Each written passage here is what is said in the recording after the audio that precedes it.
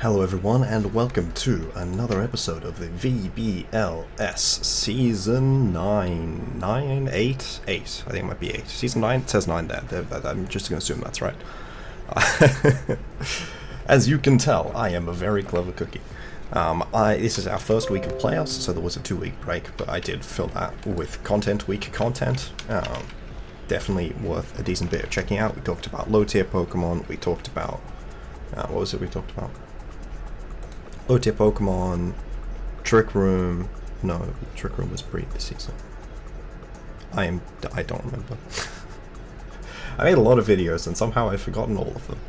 I think they're all relatively decent. I know that I really enjoyed going through the best plays from each coach this season, so I definitely think the Something Special and Let's Get Physical are both worth checking out.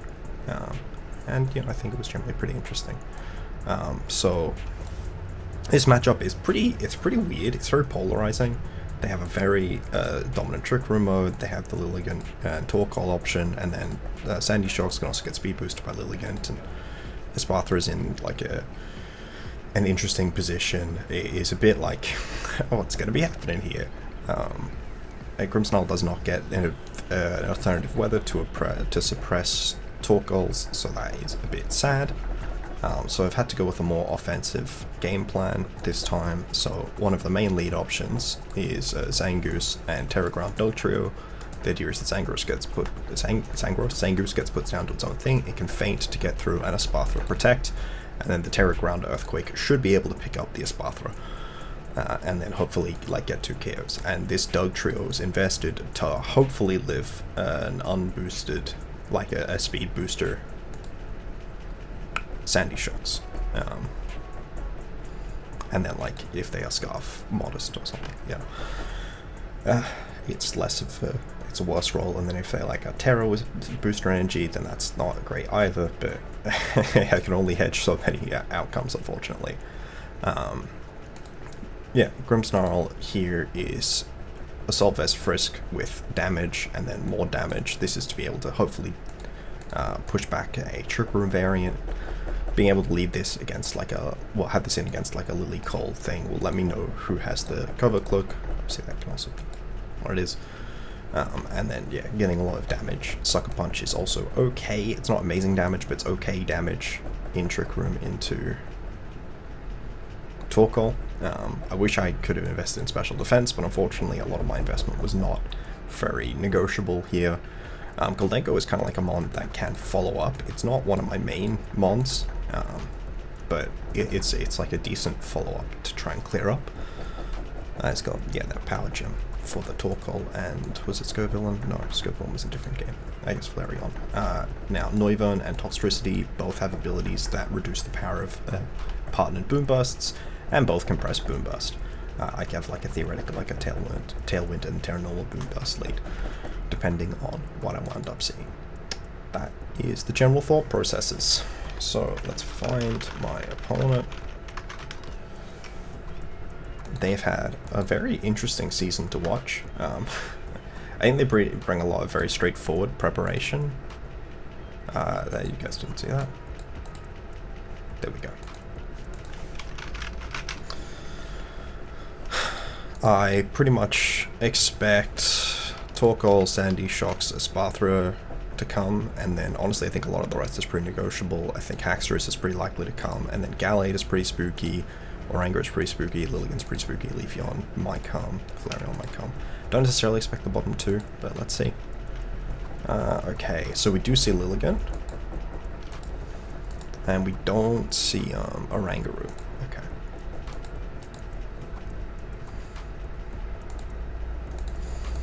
Let's just remove the things my opponent doesn't have here, Oranguru, and then I think it's these 5. I should probably send the game 1 message and the game 2 message.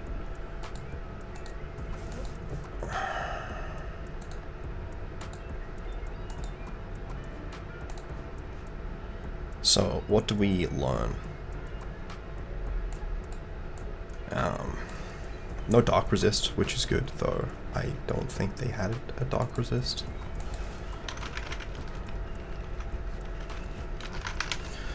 Gallade is maybe a bit scary. I definitely think I want to go towards the Doug and Zangoose lead. It doesn't have a great lead matchup into the Lilligant option, so maybe I don't go for that.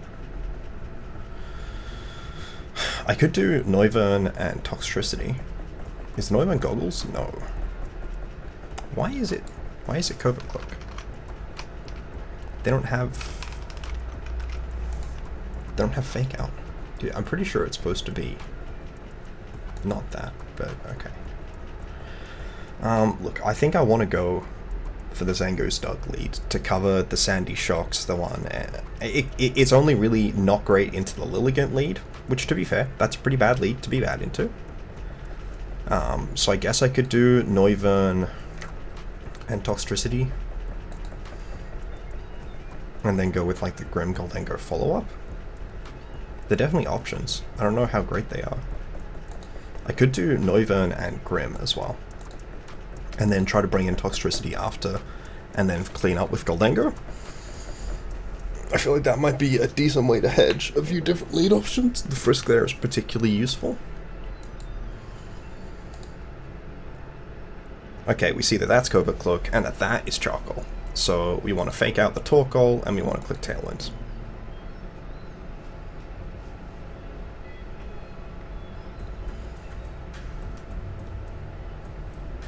They can sleep powder either of my slots, but it has to hit, and also they can only sleep powder one of my slots. And after this, Lilligant, Noivern is faster than Lilligant. Is Gholdengo? No. So, okay. That's a cool play. Leaf Storm. Interesting. That did not wind up doing that much. I want to Sucker Punch the Torkoal, and then I guess Draco the Lilligant, or probably also just Draco the Torkoal. Okay, that's cool. So they're prepped for that specific lead.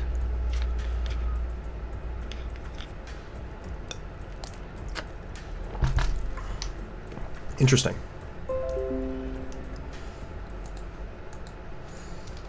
Then went for that into Noivern.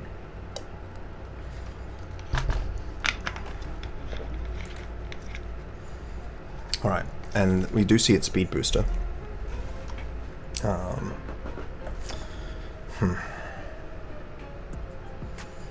definitely tempted to launch a Sucker into that slot. And Protect here. I don't know, I do kind of want to get out of Noivern though. I might launch a Sucker into Sandy Shocks and bring in Gholdengo.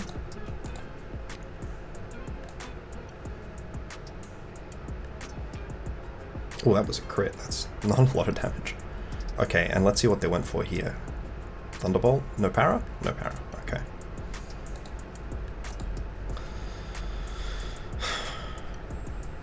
So I kind of want to just... What, Boom Burst make it rain? So I think that's likely to pick up. Am I faster than Sandy Shocks? I should be. I should definitely be faster than Sandy Shocks. Sandy Shocks... it's timid. Let's just put the +1 speed, and we got to make it level 50 instead of level 100. It hits 252, and I hit 246. That is bad. I should definitely have run speed for that. That is a really big oversight on my end.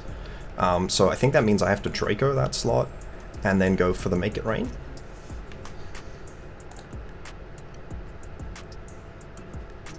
Oh, that was my last turn of Tailwind. I didn't even realize that. I can just protect both of my slots, because they don't have Sun next turn.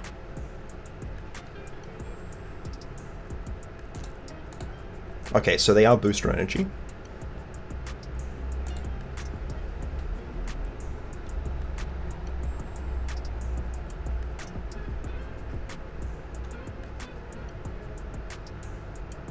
I could bring in Gholdengo. I can probably just Terra, right? We saw that Thunderbolt isn't a KO, so Terra is probably enough. I'll likely die to my own Life Orb. Do I feel confident that I can win with Terra Tox? Honestly, I think that I'm more confident about winning with Terra Tox. So it might just be worth going for just the Shadow Ball here, I guess. Probably the Make It Rain. Make It Rain's pretty consistent, right? Okay. This is fine. I might Draco the Gallade and go for the Terra Boom Bust.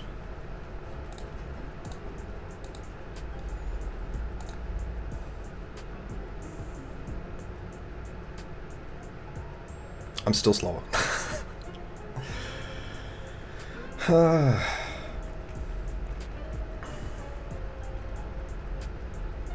Yeah, I don't think I can justify going for the Boom Bust. I don't know what the Gallade is, so the Draco is just the most consistent option.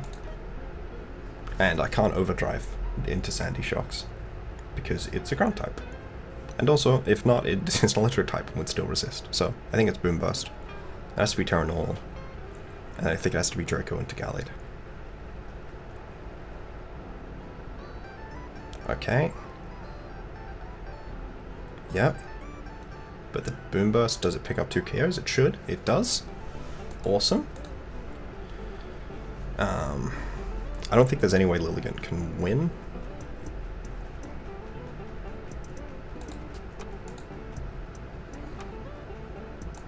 I mean, I Boom Burst this turn. I could sub. I guess there's no reason to not... Well, no, I don't feel like showing sub makes that much sense.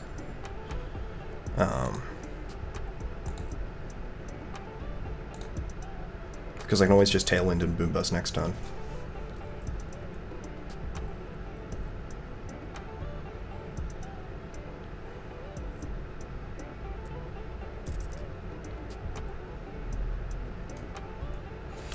Okay, GG. Getting game 1 is good.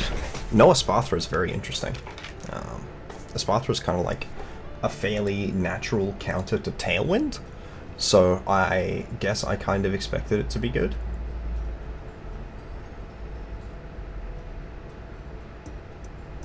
What the hell?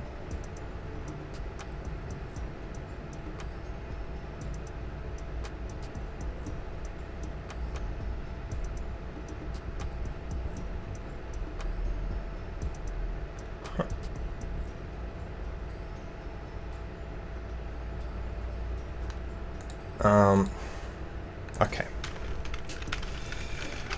So adaptation-wise, do I do the Doug Zangoose lead now?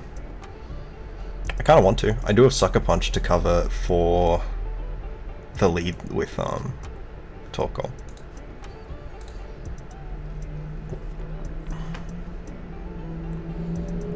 And then I think I want to follow it up with Grim and Gholdengo. I feel like Grim and Gholdengo are just more splashable. Noivern has its use case, but I think Grim and Gholdengo are more splashable, especially since I realized I didn't make Gholdengo fast enough to outspeed booster shocks. Okay, cool. This is what we're looking for. We want a Terra Ground Earthquake, and we want to feint to cover Sash on Gallade.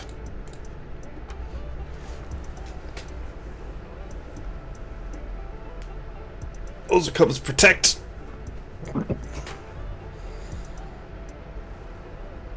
I guess I lose to a double up from Sneak and Earth Power from Sandy Shocks, but I don't really have a play that deals with that specific positioning. If they Terra into a type that's neutral to ground, okay, that's interesting. Are they Scarf? They are Scarf. Okay. Well, that's interesting. They're locked into Aqua Cutter. But I already Terra'd. Okay. The Scarf is really bad for me. Okay. Yeah, Sandy Shocks doesn't have an item right now. They can't Terra anything. I could look at how much Sucker does. Ah, that's really frustrating. But, I don't know. I guess I played around it being... Like, I don't think I made unreasonable plays or anything. Losing Terra is always unepic. Level 50. Sucker's doing 63. So I can probably Sucker and Feint and it should pick up. It does lose to them switching.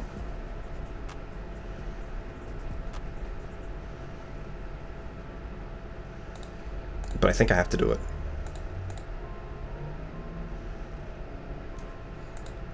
Okay, they went for Earth Power. They didn't even break the sash on Zangoose. That's good news. I think I need to start focusing on Sandy Shocks now. Did we see Protect on Sandy Shocks last game? We did. We haven't seen his last move. It's not Flash Cannon though, which is good news. Because Flash Cannon was obviously a worse matchup for Mayawi, for Grimmsnarl.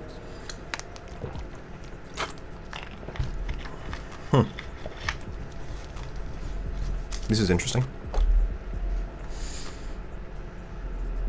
So, I mean, I don't know if this is surprising, but obviously the Feint set is meant to be able to deal with Espathra to some extent. I don't think Earth Power Dealing picks up, so I kind of would just want to Feint and crunch the Espathra. Okay, they didn't even go for Protect. They Earth Powered the Vegemite. Okay. Oh, that's right. I'm not... I have a bad matchup into Sandy Shocks with my last mon. I think I need to Spirit Break and Protect. Because then I can live an Earth Power, maybe.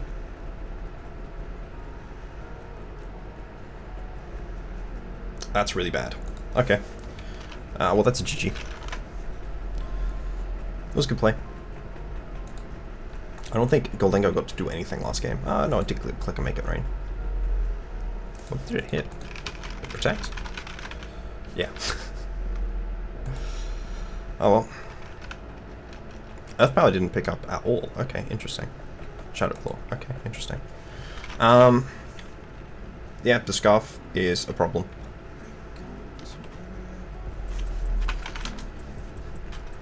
We saw the Earth Power didn't pick up, right? The 87. Okay.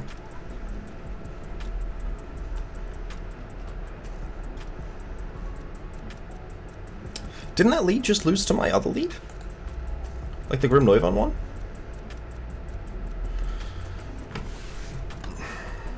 I don't know if I'm bad, but I think that this is the play.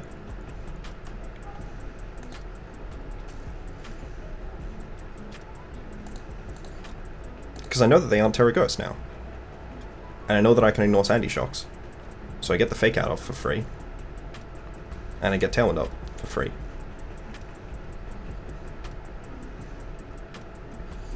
They might switch.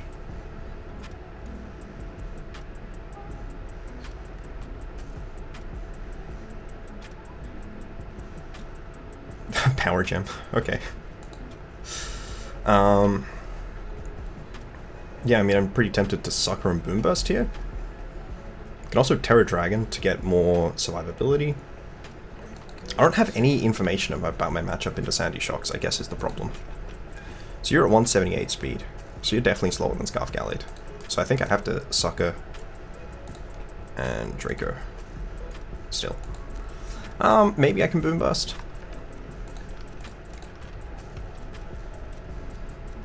Doubles 23. Doesn't seem super reliable. Does it actually? Let me look at the Grimmsnarl damage again. Grimmsnarl was doing 61? Okay, so 23 is reliable. So I think I go for the Sucker and the Boom Burst. Okay, interesting. Did it go for Trick Room? It went for Trick. Gave me a Choice Scarf. Now I'm faster. Okay.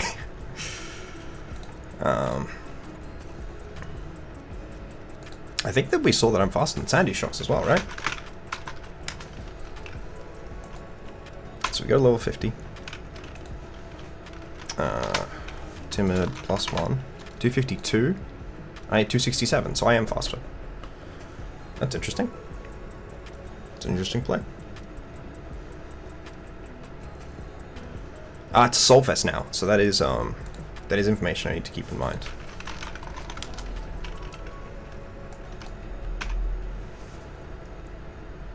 Gallade is dying to crunch. With the Assault Vest though, is it dying to Gholdengo?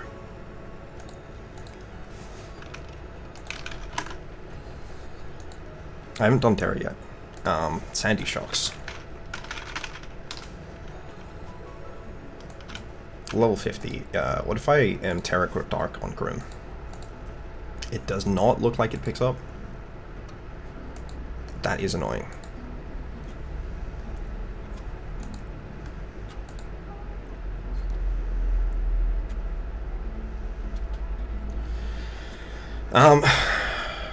I think that leaves me wanting to Spirit Break Sandy Shocks and Shadow Ball Gallade, and possibly also Terra Gholdengo. I think I go with the Terra into Gholdengo, yeah.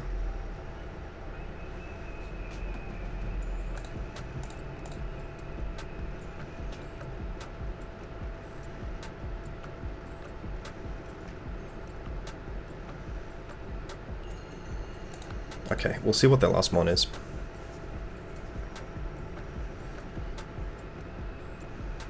They do pick up Gholdengo with another Thunderbolt.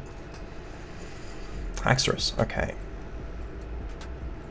The Haxorus switched up moves, but we didn't see an item, so we can't say that much for sure about it. I kind of expect the Sandy Shocks to protect here.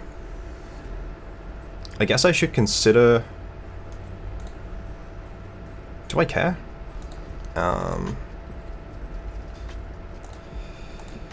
What's it called? Gholdengo, Sandy Shocks.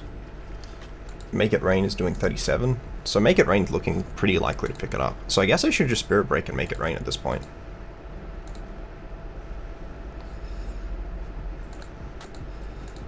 I could always protect Gholdengo here and then go for the attack into Sandy Shocks. I can also switch in Toxtricity, actually. I kind of want to switch in Toxtricity, expecting them to Thunderbolt. Though that makes me maybe want to attack Haxorus more and switch in Toxtricity. Oh, actually, am I faster than Haxorus? I don't think I am. Okay, don't flinch.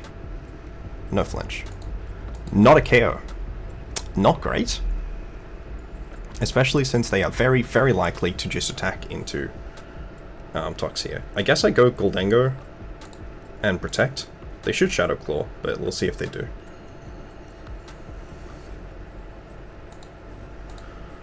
Now, I have to try and remember what my out was supposed to be here. The Terra on Gholdengo wound up being a big mistake. If I had Terra normal, I think I won. Just because they didn't have enough damage into Tox. I don't have a Protect on Toxtricity currently. So I need to protect Gholdengo and sack Toxtricity, I think is the answer.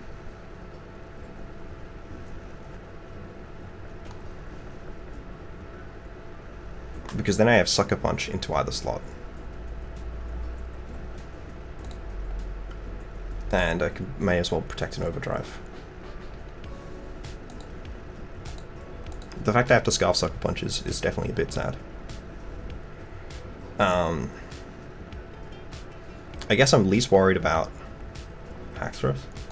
I'm pretty sure I just lose. I mean, they played this game very well, but I also think that I just did not play it very well.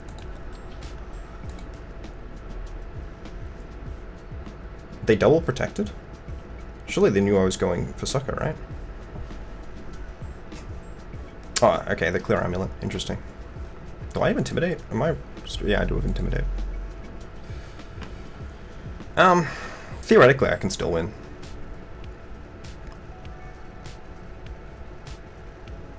I'm gonna need to protect Gholdengo, and then get a Sucker into whichever one is hitting Grim.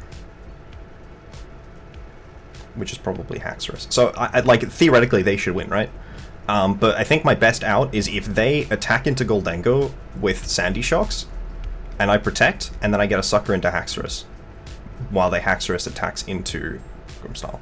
I think they should double Grimmsnarl here, because I think they win if they do, but they might not, so...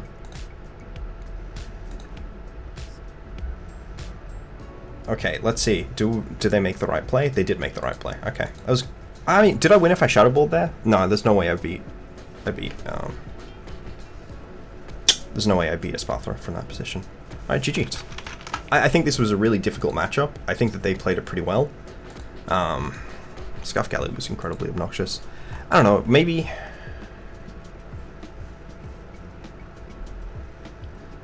The Sucker Punch, I don't know. Maybe I should have really focused more in on my speed investment. I definitely feel like most of the reasons I was in bad positions is because my Pokemon were just too slow. Like, this Gholdengo absolutely should have outsped Sandy Shocks in...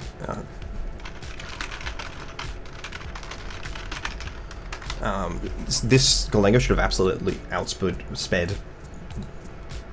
Booster Sandy Shocks in Tailwind. That was just a mistake in my prep that my opponent played well to exploit. I'm seeing if my opponent wants to get in and chat after.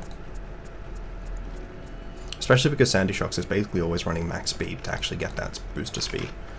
I don't know, I felt like, yeah, a lot of the prep was pretty reasonable, but the execution maybe wasn't all there.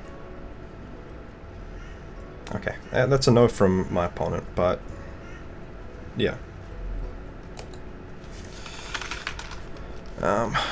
Trade basts.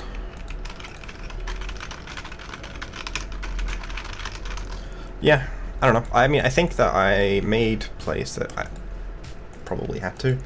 May not have had to go for the Terror. I should have calced. I don't know why the hell I didn't calc. I should definitely have calced. Okay, that's level 60.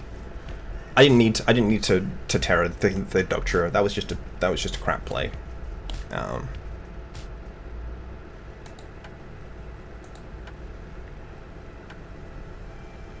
It did cover the Terra Water Sandy Shocks, but you know, that's pretty ridiculous sort of thing to say makes it a good play.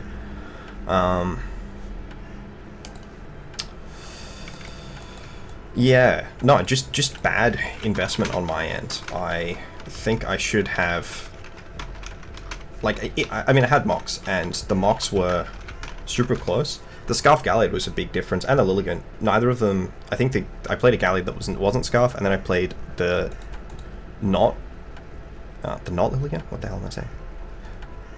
And then I played a Lilligant, and then they didn't have Lilligant, they had, who did they have, actually? Oh, Oranguru, yeah. So that was very different in structure. The Torkoal, I mean, I managed to make it pretty trivial. But this core set of 4, especially with the Scarf on the Gallade, was too difficult because my investments were just terrible. I mean, they weren't, like, terrible. Like, there was reasoning behind all the decisions I made, but I think I indexed too much on the wrong sort of solutions. And if this was Terra Grass Gholdengo, I know it was Terra... It's very difficult, very difficult. I guess Terra Dragon maybe would have been better, because it covers Thunderbolt as well. I mean, they played very well. They brought, like I said, I mean, they've basically always brought these sorts of straightforward investment. But if I can't punish it, it's good prep, right? They play very well around Sucker Punch as well. I guess I wish I'd Sucker Punched the Sandy Shocks. Or gone for a different attack.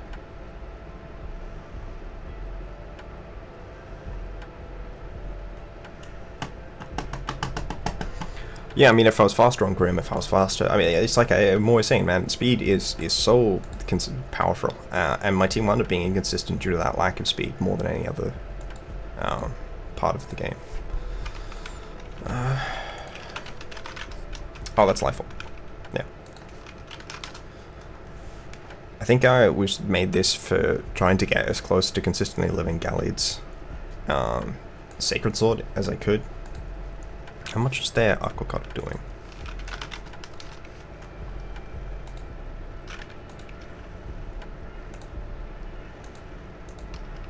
Yeah, 2-hit KO is pretty crazy.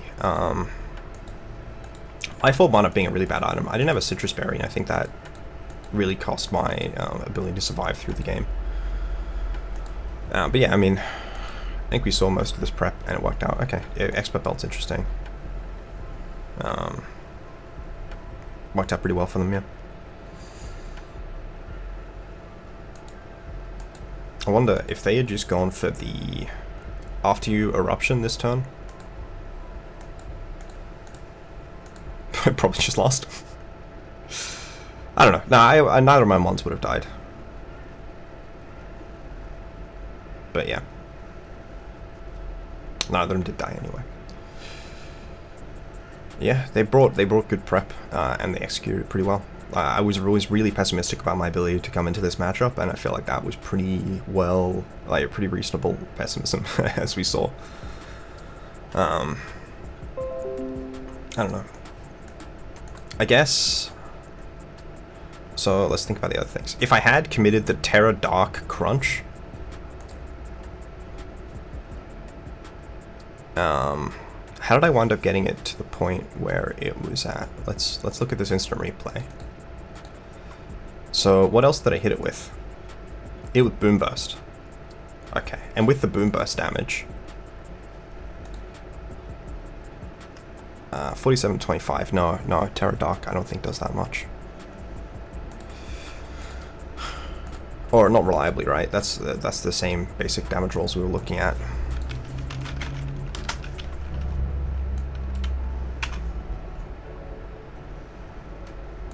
Yeah.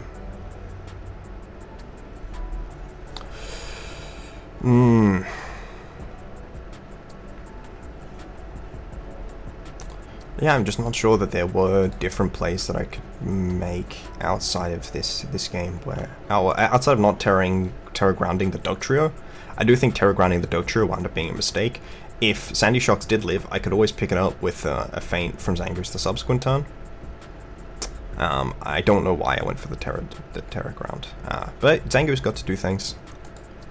This is just really difficult...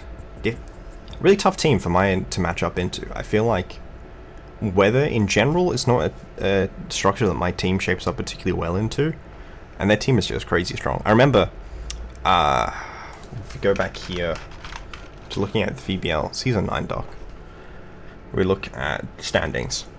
I remember it was Sukaba versus BB-Raf, and then Jordan, Colby, and Richweave had all locked, and I was like, okay, that's cool. I feel like I am okay into Sukaba and okay into BB-Raf. And then it turned out, actually, no, I was guaranteed to fight Richweave the entire time because of this plus-minus stat ratio stuff. And I'm just like, well, that is awful. That is one of the worst things that could possibly happen to me.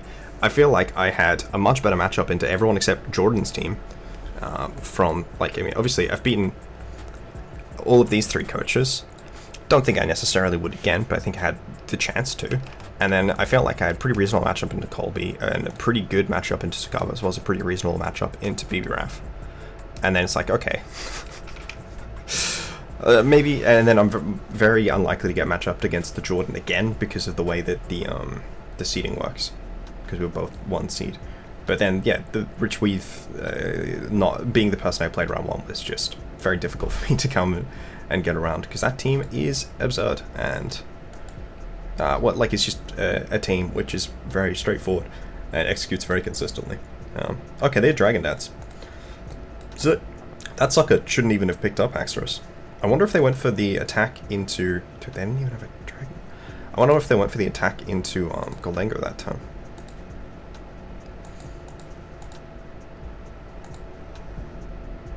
But look how many turns I'm just not getting any damage off. Yeah. And then there was no way I broke through that.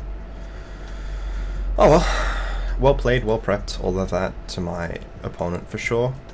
Live and learn. I definitely, think I under-indexed on the value of having speed on my Pokemon under Tailwind. For one thing, not covering Scarf Gallade wound up being very bad. I wound up being punished quite hard for that, even though it was adamant. But definitely not having speed in Tailwind for Sandy Shocks on Gholdengo was a mistake. I think it wound up costing me a game. No, it didn't cost me a game, did it? Did it?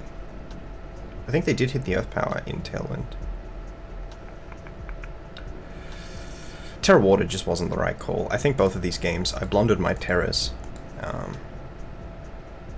I think this one was very much an unforced error, though I do think this one was maybe a bit of a forced error. Yeah, the Terra Ground and Dug was just completely unimpactful, whereas being able to get that Terra into Gholdengo, or get that Terra into even Zangoose for more damage, or even Grimmsnarl for more damage, could have shifted the flow of that game. That Haxorus bulk investment to cover Grim Spirit Break on an Adamant Grim. It was very well done as well. I should note that. I don't know if it was guaranteed or if it was just a roll. Obviously, it punished me pretty hard for not being Terra Fairy. Even though I clicked Terra Dark, it kind of would have been alright, right? But seems like their investment was, what was it, 76 and 4?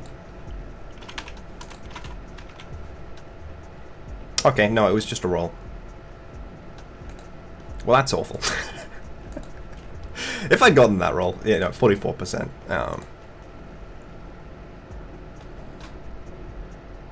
So we go back to here. Definitely it's a different game, just because it forces a Espathra in. I mean, Haxorus winds up getting a decent bit of value, but I think the Espathra probably won there as well. Not being Focus Sash on that Espathra seems quite weird to me, honestly. The Expert Belt just as an auto item choice, I think. Oh well, it's not like Espathra wound up doing anything this game anyways. Died this time? Illumina Crash off? That's right, I think it got the KO into Zangoose. I was hoping to get the Zangoose dog thing, but the Scarf Gallade just meant that I couldn't. Which, good prep and all, but I was kind of really hoping for, like, the ability to show them on off. Oh well, thank you guys for watching. Hopefully you can learn something from this game. I think I've learned some stuff, but how rigorously I'm going to apply them, who knows.